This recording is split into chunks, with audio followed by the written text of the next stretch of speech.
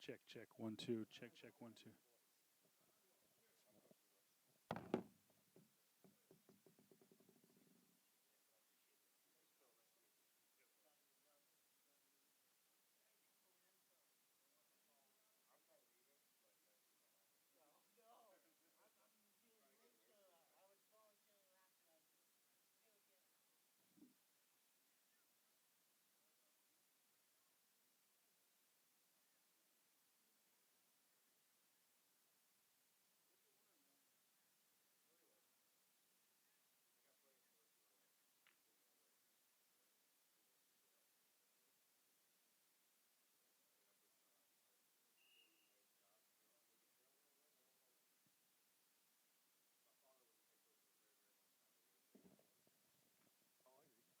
Check, check, 1, 2.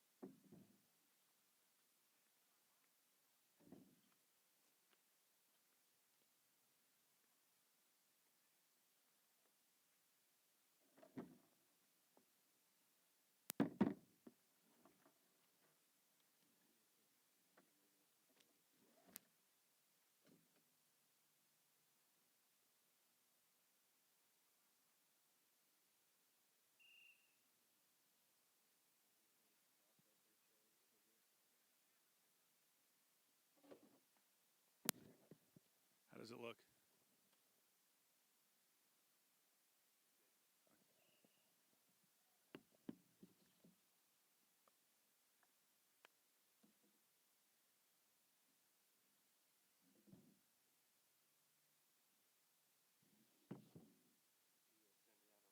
Yep.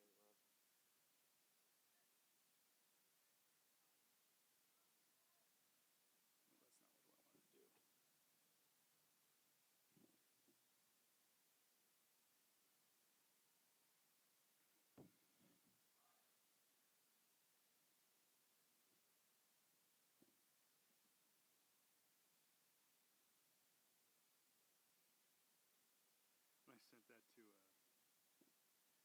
Yeah. I was like, he's like, I'll do it. I was like, no, don't do that. It'll be so out of context.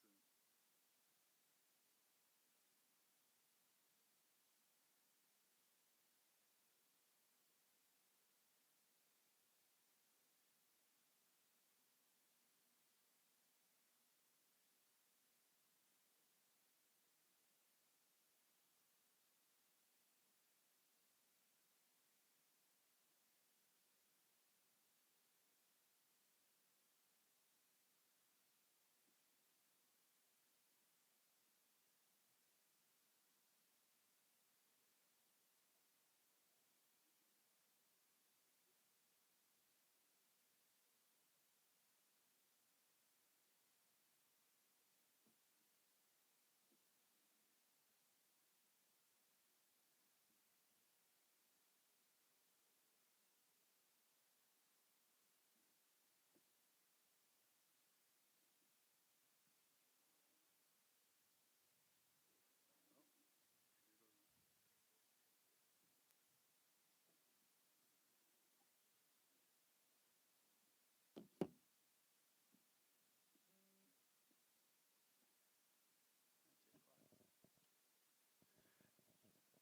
Good morning. It's 8 o'clock. It's Saturday, and I am Kevin Pillow, the one true voice of high school sports in the Coachella Valley, alongside Philip Catalfamo, my longtime right-hand man, and we are broadcasting. Should we switch seats? No, okay. Well, okay. My left-hand guy today, but he is the right guy for the job. How about that? Sounds good. And you're listening. Actually, not listening. You're watching Prep Sports Net live, and we're here at Cathedral City High School, the home of the Cathedral City High School Lions. The Mighty Lions are actually in the midst of well, I would say a rare Saturday morning practice, but it's actually, knowing Coach Lee, he takes advantage of every opportunity he can get. But we'll get to Coach Lee. We'll get to the Lions here in just a couple of moments. But kind of want to, obviously welcome you all into a brand new venture, thanks to our good friends at KRP Broadcasting. It has been a crazy week, Phil. But we turned, as they say, we turned a chicken bleep into a chicken salad, or whatever how that phrase goes. But nonetheless, we got the job done, and we're kind of hitting the ground running. Yeah, Kev. Like you said, new beginnings. Prep Sports Net now, not as it was formerly known as Prep Sports Weekly, but we're still the same two guys. Hopefully, we'll continue to give you high school coverage as much as we can. It's just us now. And we'll soon just be you because I'm leaving in 2 weeks. But we are appropriately wearing blue. We're here at Cathedral City High School. It looks like practice is still going on behind us. Cathedral City is looking to bounce back from a kind of forgetful season last year. They lost a lot of seniors, and they're looking to continue to rebuild and to continue to compete for the time being, as they are still in the DVL.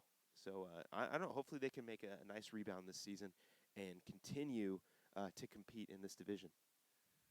Well, again, if you found us on YouTube via Facebook or whatever, just share the link around. That is going to be the link used all the time for our live stream. And of course, when this is all over, we'll have them archived on our YouTube channel. And again, if you want to check out the archives, you can go to YouTube and search out Prep Sports Net, or you can find the links.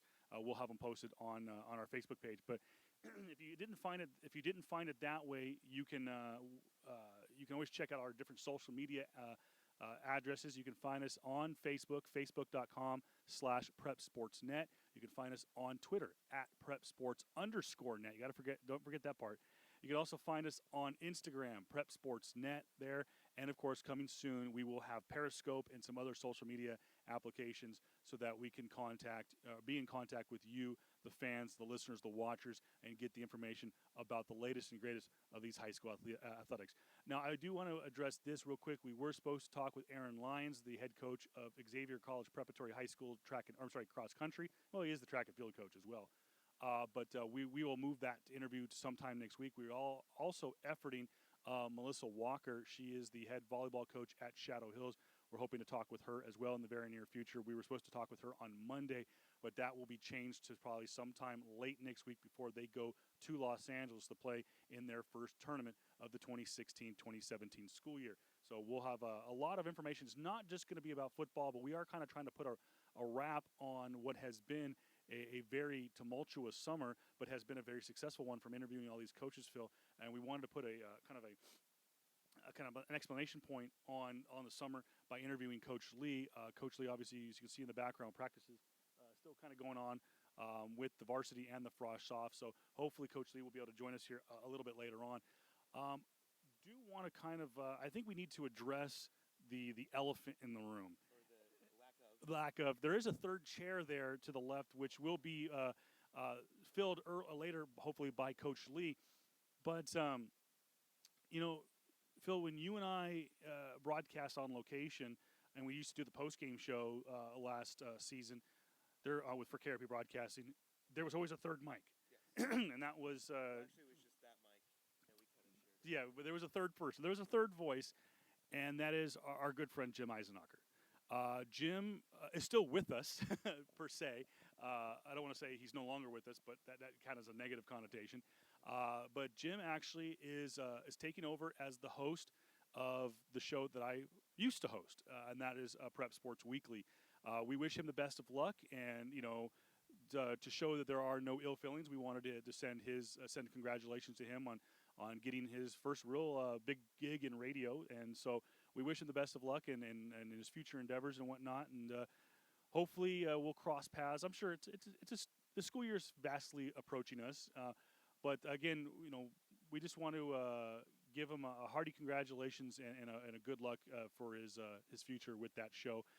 It's unfortunately though that Phil, you're only going to be with us for about another week or so, and then you're heading off to Grand Canyon University, and going to be working for. Hopefully, we're hoping for you working for GCU TV, so we'll get maybe a little broadcasting experience. Yeah, definitely. I'm really hoping that I can get to that point where I have my own show on GCU TV. It's a new program starting up at the school. I applied for it, so I'm hoping that you might want to look at this though.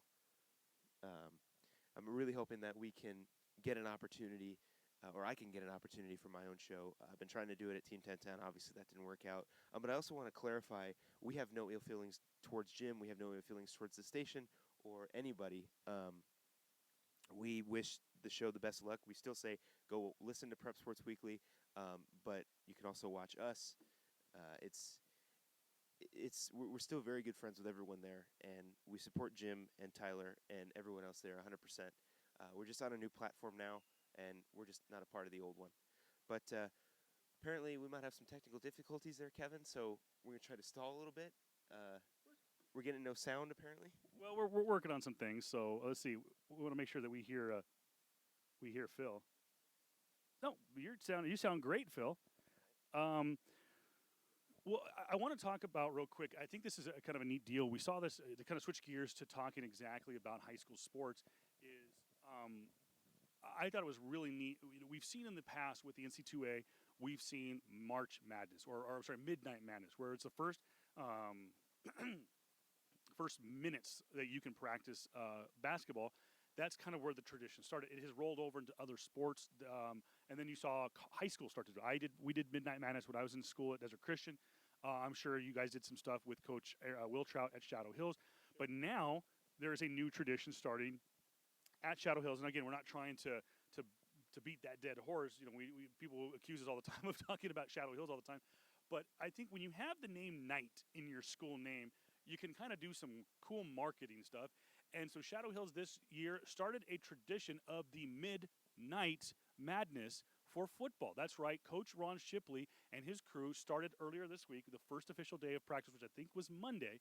They started at 12:01. They took out the pads, took out the helmets, and they went full tilt practice to prepare for the 2016 high school football season. And I think that's a great idea, and I'm sure we'll talk to Coach Lee a little bit about it a little bit later on. But Ron, he said in our interview that we did earlier this summer that he was going to take advantage of every opportunity he could to rebound from last year. It was not a stellar year. He wanted to get every advantage he could within the confines of the rules. So he kind of gave some foreshadowing of him possibly doing this MidKnight Madness, and that's night with a K, not just an N. Just again, if you didn't catch it there. It is a play on words, but they always kind of do that stuff. They always do the funny night references, so I like it. But nonetheless, I thought it was a really neat situation. And Seth Morales did an interview for the Desert Sun, and he kind of said that he really liked the idea because they're more focused, because they're amped up, they're energetic for this rare situation. And at the same time they're not out there, granted, it's right now, it's a little after 8 o'clock and it's 94 degrees. If you go play at 12 o'clock in the morning, it's a little bit cooler. You can concentrate a little bit more. Granted, you do still need to get that physicality of the warmer temperatures and whatnot. So you need to still have that practice. And I know that within the confines of the rules, I think you can still kind of do 2-a-days during training camp, but they have to be spaced out by so many hours. So they may still do like an evening practice, but I think it's really neat to do a MidKnight Madness, to do an early morning practice. And hats off to the Booster Club at Shadow Hills also to prepare a little morning breakfast for the crew. But I thought it was a really neat idea. What did you think of your alma mater and the MidKnight Madness? Well, it for sure got me excited about football because the video I watched was these guys doing hitting drills. And as someone who didn't play football in high school, it made me want to get out there and get some pads on. But I think it's a great idea.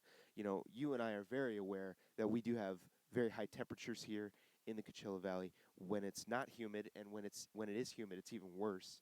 And I think it's a great idea to get these guys out there when they're at when the body is at its most tired. That's not the proper grammar, but whatever. It's midnight. Most people are asleep by then, and if you're not asleep by then, you're either at work or you just can't sleep, or you're one of those night owl people that I am not. I would have a tough time hitting people at 12 a.m. I'd be very groggy and tired, but I think it's a great idea. It's beating the heat.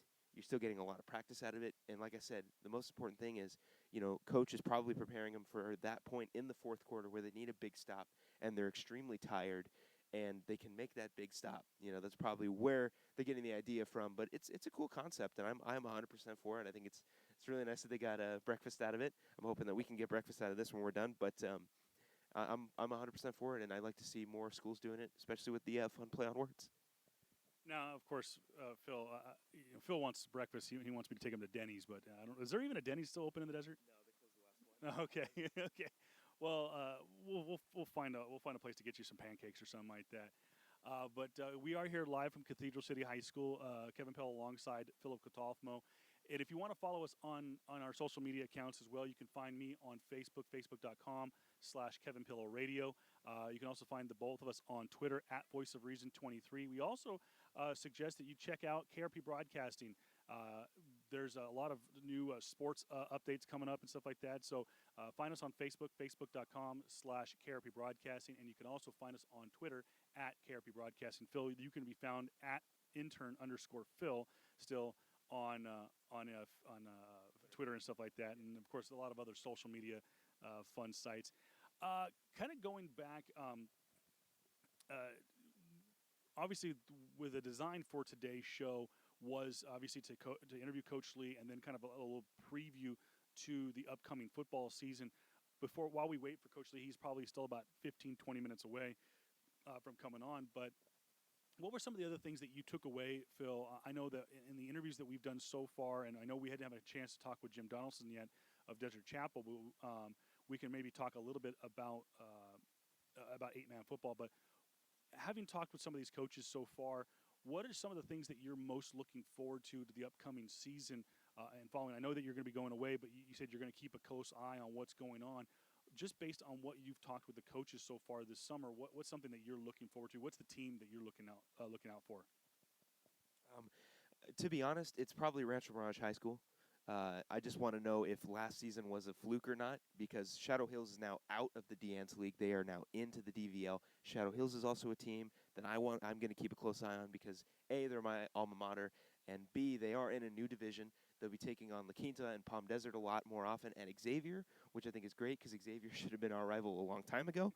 But those are probably the two biggest teams that I'm looking forward to. And then also Indio's rebound, Cathedral City's rebound. Coachella Valley is now in the De-Anza League. I think they're primed and ready to probably make a run with Shadow Hills gone. But, Rancho Mirage is probably the biggest one for me. We have not interviewed Coach Matthews yet, have we? We did. We did interview Coach Matthews. Sometimes it slips. But, look, it's going to be an exciting and very interesting season. With all these changes in the leagues, with some of these teams making really big changes, losing a lot of seniors. We know that Coach White for Indio lost a lot of seniors. I wouldn't doubt if, Coach Lee is probably a little more senior heavy this season going around because he's probably going through what Coach Lee is currently going through. He did that last season. So it's going to be a very interesting year, a lot of big changes. 8-man football, I hope we get a chance to go see some 8-man football. I can't say we broadcast them anymore, but hopefully we'll be able to go check out some 8-man football games when I come back on my breaks. And like I said, it's going to be an interesting, very, very interesting season. Well, I'll tell you one thing, Phil. Maybe we should take this as an opportunity because, we're covering the Coachella Valley for the most part here on Prep Sportsnet. But maybe we can get some look into what's going on in the Arizona area. Grand Canyon University is on the outskirts of Phoenix, so a hotbed. I know mostly for baseball is where. So I know, like I said, I know it's more of a hotbed for baseball and talent in the land of the sun. Not even the land of the rising sun or the land of the setting sun. It's the land of the sun in Phoenix. But nonetheless, hopefully we can maybe we get some expertise from you. Maybe you could take Prep Sports Net and we could do an Arizona edition. We'll see. Well, we'll have to cross that bridge when we get there. But no, I tell you what, I am actually really looking forward to 11-man football across the board. not to knock 8-man football, but a lot hasn't changed much in from that retrospect. Because you look at a program like a Desert Christian Academy, yeah, they lost a player like Kenny Gagnon, but they continue to have a stellar matriculation from junior high and a great training program as freshmen and sophomores there. They have Wyatt Snellenberger, who's going to be probably at the top of the list. And of course, we'll do our show next week. We'll kind of give our top 10 players to watch out for in 2016. And I got to imagine that Wyatt Snellenberger is going to be in the top 5, if not in the top 3, at least on my list. But 11-man football, I'm really looking forward to because that was the real overhaul of the sports landscape, was the competitive playoff regrouping. And so you have the opportunities now. You look at the talent that is there. You said so. You look at Shadow Hills. Yeah, they've regrouped from 2015. They have Seth Morales for a full season. They've got a lot of different weapons that Coach Shipley's kind of keeping close to his chest. You look at a program like a Coachella. They're ever evolving. Yeah, they lose Darius Halsey. You look at La Quinta. They lost a lot. But what the difference is they're not all grouped in the same playoff division anymore. And there's so many great opportunities for these athletes to play at the next level because of this playoff regrouping. We talked with Coach White, Martin White of Indio High School last week, and Coach White said that there's more opportunities. Yeah, he wants to play. He wants to beat the best. But at the same time, he thinks this is great for a school like him, an opportunity to get to take the sport to the next level on that campus. Indio High School has not made the playoffs probably in close to a decade, if not longer. And now you have an opportunity because if you look at their playoff position or their rankings, they go in just on the outskirts of the playoff picture. They'd be a bubble team based on their strength of schedule and whatnot over the last couple of years. And granted they've only won a couple of games. But if with their schedule they've got right now and with the ever-evolving Rajah team, they could get on a run, maybe sneak into the playoffs, or if it's not this year, maybe in the next couple of years. So I'm really looking forward to the 11-man season. I'm really looking forward to the opportunities that these schools have, and I'm sure we will talk about those exact same opportunities when we get into basketball and softball and baseball and water polo and some of the other sports that are taking advantage of this playoff regrouping. The other one that we'll talk a little bit later on in this season about is tennis. They also, and golf, also see competitive realignment in the CIF Southern section. So, again, hopefully we'll see some great a lot of teams make the postseason. I don't see why we won't at least have Desert Chapel and Desert Christian make it on the 8-man side. But across the board, I think 11-man football, it's open season. A lot of schools can make the playoffs. And even at 1-9, the Cathedral City Lions, they could get on a hot streak, based on their strength of schedule, and could possibly sneak into the postseason. But they have got to have a good showing in the Desert Valley League. So we are still waiting for Coach Lee. It's a little bit after, about a quarter after 8. Yeah, we do. Hey, if you want to advertise with Prep Sports Net, we are looking for advertisers. But this is going to be a lot more of a podcast form and a lot more conversation back and forth between myself and Phil, or whoever sits in the chair, or whether it be a guest or future co-host. Who knows? So there's going to be a lot of just long-term conversation. So if you're a fan of no commercial breaks, this is the place for you. But we are looking for advertisers if you want to get involved. The email address, which I forgot to give out, is officialprepsportsnet@gmail.com. And if you've got any inquiries about advertising with us, we will be more than happy to take those meetings and whatnot. The great thing about this opportunity is we have got a lot on the horizon for KRP Broadcasting and for Prep Sports Net. We can't get into it quite yet. There's still things that are kind of hashing themselves out. But we have got some great opportunities and possibly, like Phil said, the possibility of play-by-play returning. But we just can't get down. We can't talk about those quite yet. But it is something we have already been working on over the last 72 hours plus on this. Wow, it's getting kind of exciting behind us. So,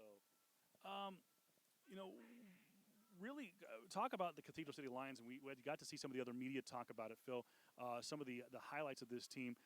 One of the things that Coach Lee has always done really well with this team has been their offensive line, and we'll talk about that when Coach Lee stops by. But the two players that really jumped out at us is Cameron Lee. They're going to be their starting quarterback come August 26th when they open up their season, and Jordan Wallace, who is going to be their tailback, who is, by the way, the younger brother of Cathedral City High School legend Orlando Wallace, who's up in, I believe, in Colorado playing college football right now. So we've got to see a little bit of their moves. I think you're going to see a lot more like trick plays, a lot more. It seems like you're going to see a lot more thinking outside the box with the Coach Lee 2016 Cathedral City Lions. Well, we'll get a chance to talk to Coach Lee about sort of the depth of his team and some other players that we can look out for. But having a strong offensive line is very, very good because it allows you to do so much because you're not worrying about so much pass protection as you can start to do the trick plays with a strong offensive line because you have that protection up front. I don't know if I've gotten a chance to see Jordan Wallace play just yet, but I'm real excited. Cameron Lee stepping in as the quarterback. I believe this is his second starting. I believe he was the starting quarterback last season as well. But what like I said, Coach Lee will come on here and discuss a lot more about some of the other players that we should take a look at. The receiving core, the defense. But for me, it's looking real exciting. If they're going to start doing trick plays and stuff, Cathedral City could be one of the fun teams to watch, regardless of what their record is. Cameron Lee last year as the quarterback for the Lions threw for take that back. Did not get any touches at quarterback. Mainly played on the defensive side of the ball. At cornerback, he had little time spent there. He did have one total touchdown as a sophomore. So that's the nice thing about it is that Coach Lee is getting a quarterback that is only a junior. Actually, take that back. He is a senior this year. I apologize. He was a pretty good junior player last year. So we'll see what he does making the switch. He's going to be playing cornerback and quarterback this year for the Lions. Take a look at some of the stats. Well, I take that back. I don't have much of the stats for them from as a team standpoint. Take a look, though, at Jordan Wallace, who did, as a junior, get some playing time at the tailback position. And this has been kind of, if there's outside of Shadow Hills, Phil, I think this has been kind of tailback U. We can kind of take that phrase away from USC. This has been the prep version of tailback U, and you take a look at his sophomore year, he had 33 carries on the year. Didn't get a whole lot of yards because they struggled with a very young offensive line, and it was not a spectacular year. But what he was able to do, the guy was averaging 6 yards per carry. He just didn't get a lot of breakaway runs. His longest run of the year was 18 yards, but the talent is there. That's the thing is. And you have now a more mature offensive line. Like I said, last year when Coach Lee came on our show, Coach Lee talked about the youth in the offensive line. So, again, I think that you're going to see Jordan evolve this year. I think you're going to see the camaraderie between him and his quarterback evolve a little bit better. Which we saw a little bit in their footage from practice, because this is going to be the first time really that Jordan and Cameron are going to have the opportunity to work together, because like I said, Cameron spent more time in the defensive backfield last year as opposed to under center. But I think that you're still going to see a dynamic camaraderie between those two because they both are very athletic. They both are very physical, and I think that they're both a similar style of athletes that are going to help lead this program into the future. And I know it's unfortunate that they're seniors and having to come off a 1-9 year last year, but I still think that Cameron and Jordan are going to help lead this program. But like I said, we'll have Coach Lee talk a little bit more about the big fellas in the middle and see what they're going to do to get the job done for Jordan and for Cameron. I know I said Orlando. It's going to happen. We'll talk about the big fellas and see how they're going to get the job done for their skill positions, and that is Jordan Wallace and Cameron Lee. Again, Kevin Pillow alongside Philip Catalfamo. If you're just joining us right now, this is Prep Sports Net live from Cathedral City High School. Going to see a lot more of this, a lot more video coverage. One of the things that we are working on is going to be a half-an-hour pregame show before select football games during the season, beginning on August 26th. And then you will see a small wrap-up show at the conclusion of one of those particular football games. Going to see a lot on Periscope. We're going to get that kind of up and running probably here in the next week. But a lot of video packages. We're going to be doing a lot of interviews like in the middle of the week, and that'll air throughout the week. So you're going to be wanting to really be paying attention to Facebook. Again, facebook.com/prepsportsnet. And if there's stuff that you like it. Make the reactions to it, and of course, message us if there's things that you want us to take a look at. You can do that by messaging us on Facebook, message us on Twitter at prepsports_net on Twitter, or again, like we said before, email us officialprepsportsnet@gmail.com. Again, I know we can't take a break. It's perfectly all right. We are just still kind of waiting for Coach Lee. Take a look at the. I do want to bring this up real quick and go over the Week 1 schedule for, or I should say, in this case, in high school sports, it's Week 0, and let's take a look at that schedule right now. We'll go across the board, and we'll talk more about this over the next couple of weeks, and of course, we'll get you a full rundown of the first week of volleyball and other sports for you. But let's go down the board. We have Desert Mirage. This is Week 0 as of August 26th. Week 0 will be Indio on the road against Desert Mirage. Then you have Coachella Valley High School playing right here in the Black Hole at Cathedral City. Shadow Hills will be on the road against West Valley of Hemet, and Desert Christian will be at home against Lancaster Baptist. And Phil, that is probably one of the games that we have kind of circled as our focus game of the week. And Lancaster Baptist was a part of the Omega League when Desert Christian left the Victory League momentarily and joined the likes of Lancaster Baptist and Trinity Classical Academy a couple of years ago. Lancaster Baptist Coach Gilbert said this is a very, very tough team. They played very tough in that league they played in a couple of years ago. This should be a very good matchup. Again, I think this is where we're going to see the evolution of Wyatt Snellenberger at quarterback for the Conquerors. Well, there's a reason why he's in your top 3 for top 10 guys to watch. No spoilers, but he'll probably be in the top 3. But yeah, we saw Wyatt last season. He was an offensive machine, scoring touchdowns like crazy. I think he had one game where he had, was it like 7 touchdowns? It was something ridiculous like that. But yeah, that's the fun part about 8-man football is it's so offense heavy and it's so much scoring that it's extremely incredible to watch. And speaking of which, we're still watching a little bit of the practice going on for Cathedral City High School. But yeah, I mean, Desert Christian, I believe last season they made the playoffs. Lancaster Christian is another school that you can't take lightly. So it should be a very high scoring game. Should be a lot of fun. We'll get to watch Wyatt Snellenberger, who could probably be one of the best quarterbacks this season in 8-man football, and it's going to be good. It's going to be a good one. And it should be noted too, as a long time, obviously as an alumni of Desert Christian, that there's always been 2 Desert Christians in the CIF Southern section. The other one is Desert Christian High School of Lancaster. So we know that area is a hotbed for talent. Telling that Lancaster Baptist and Desert Christian High School of Lancaster have always been extremely talented 8-man football teams. So we know that maybe we're getting the second best team out of that area. But probably the best team for 8-man football, because I believe Desert Christian Lancaster now plays 11-man football. And believe it or not, I think they play in the same division as Mammoth High School, which I visited a couple of times. So moving right along, La Quinta will have the Week 0 bye. Xavier Prep will be playing their typical parochial schedule. They will be at Notre Dame on August 26th. Desert Hot Springs will play host to Palm Desert. Another big game will be Rancho Mirage versus Beaumont. Another bye will be Palm Valley will have a week 0 bye. We mentioned before the Cathedral City and Coachella will be playing. Palm Springs will be at Redlands. That's going to be a big game for the Indians as they will go on the road in the post-Will Olvera era.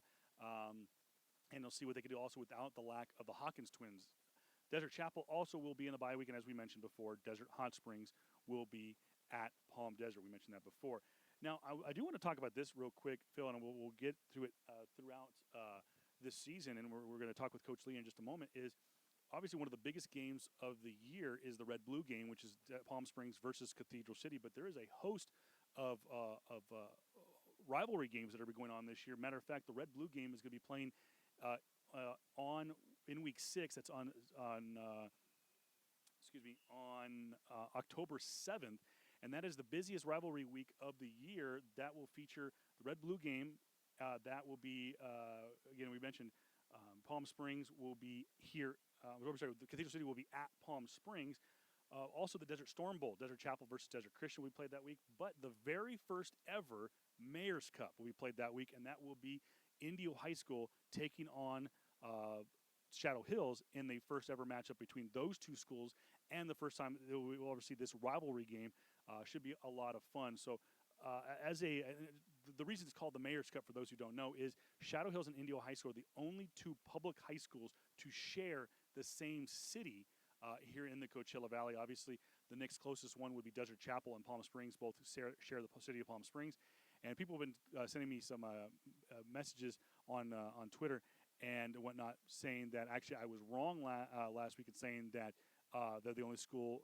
I said the only 11-man schools to share the same city. People said, well, what about Xavier and Palm Desert? I think technically Xavier's is in Thousand Palms. So technically, I think my trivia question is still right. So, but of all the rivalry games, Phil, you have the Bell game, the Kings of Cook Street, the Mike Gates game, the Mayor's Cup, the Red Blue game, Desert Storm Flag game, and the Date Bowl. What's the game you're looking forward to the most from a rivalry standpoint?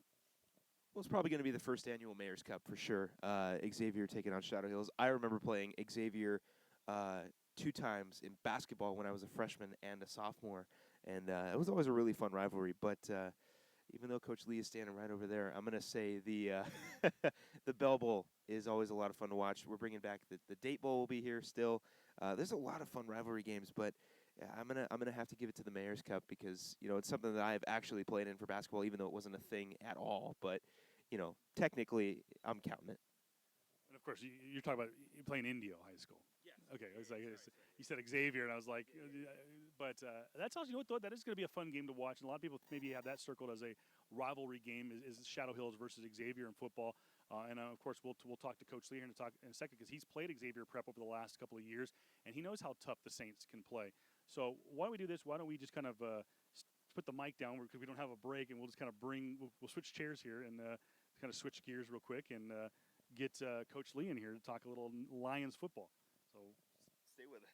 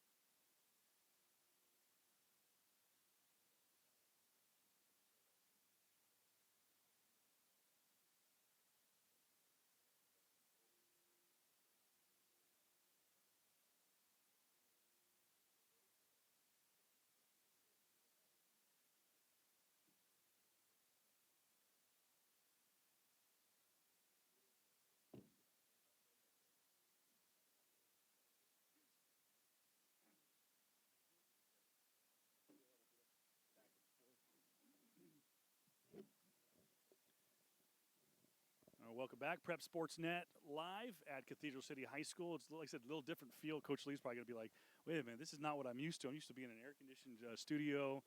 I get some water, but we didn't take you too far from home.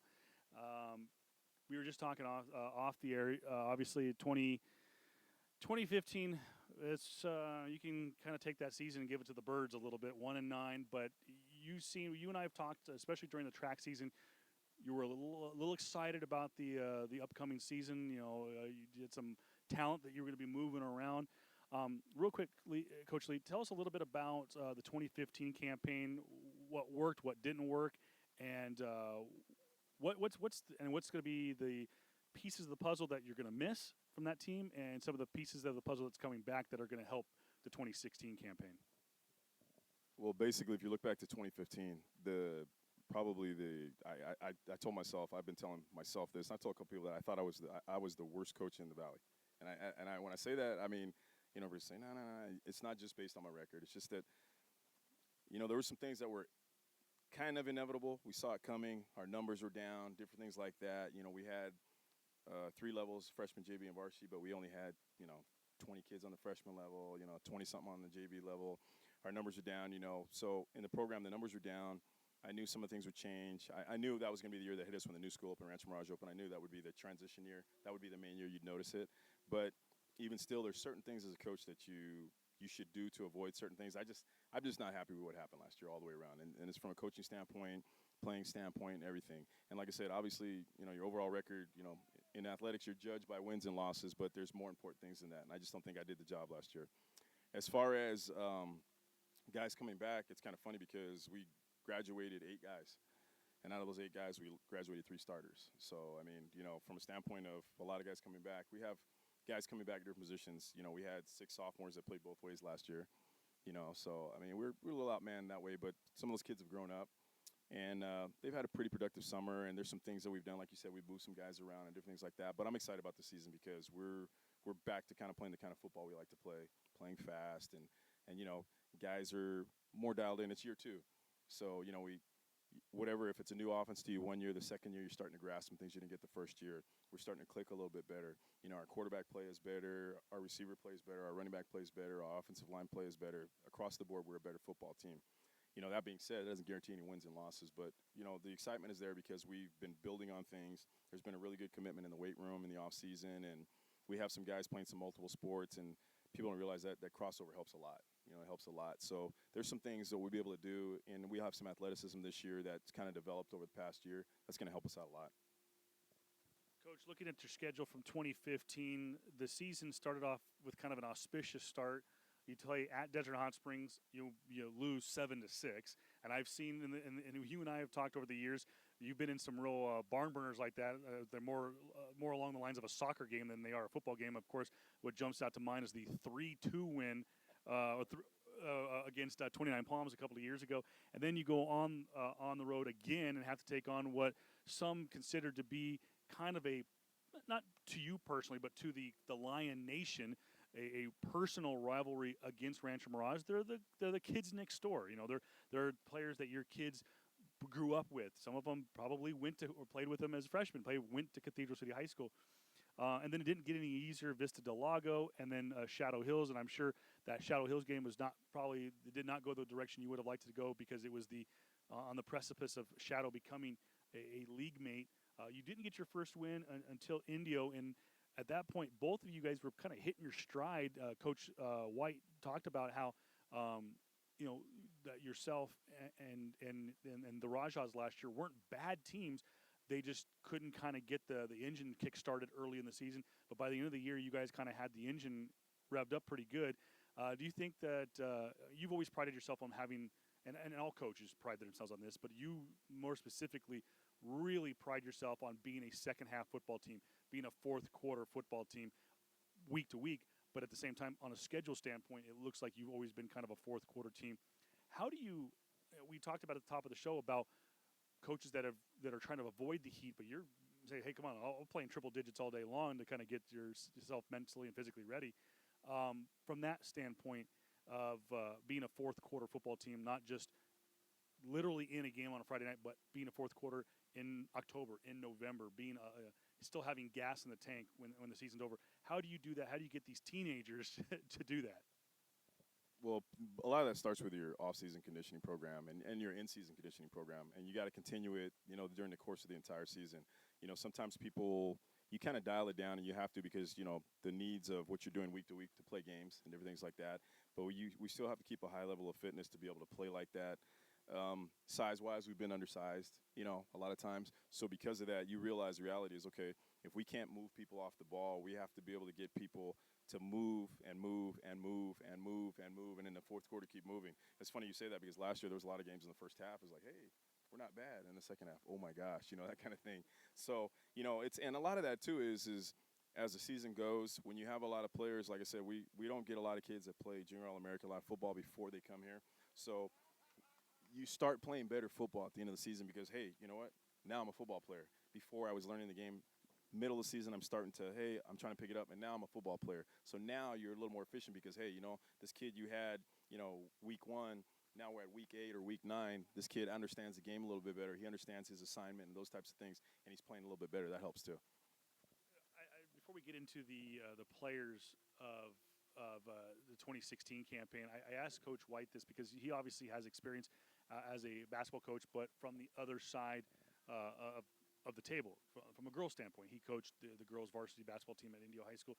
You being a track and field coach, you coach not only young men but young ladies during the track season, and it's no secret that Cathedral City High School has had some tremendous athletes. I mean, not just runners or throwers or whatever, or jumpers, just athletes, ATHs, but from both sides of the aisle, both guys and girls. You being the think outside the box kind of coach, and we've seen that in your X's and O's every year in your playbook. Not to say that we've stolen your playbook or anything. No, just kidding, Coach. You've got some athletes out here that are not guys; they're girls.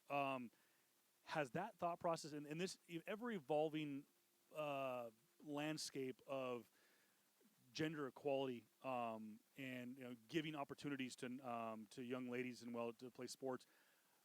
Obviously, you being a father of 4 girls, I'm sure tackle football is probably the last sport on your mind as a father. But there are, we've seen it happen. We saw Coachella a couple years ago had a girl play on the team.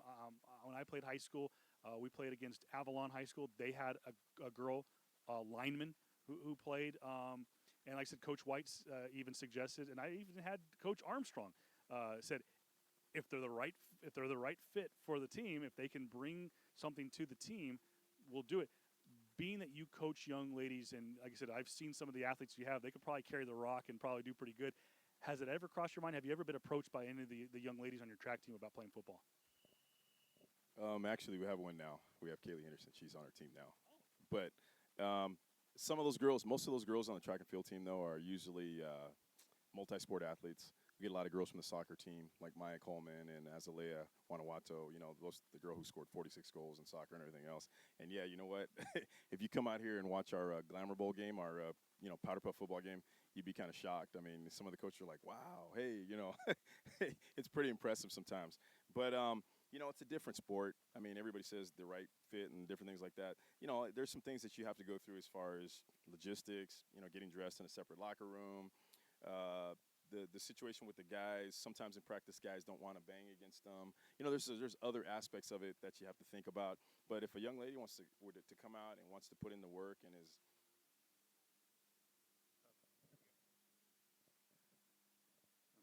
Good in frame?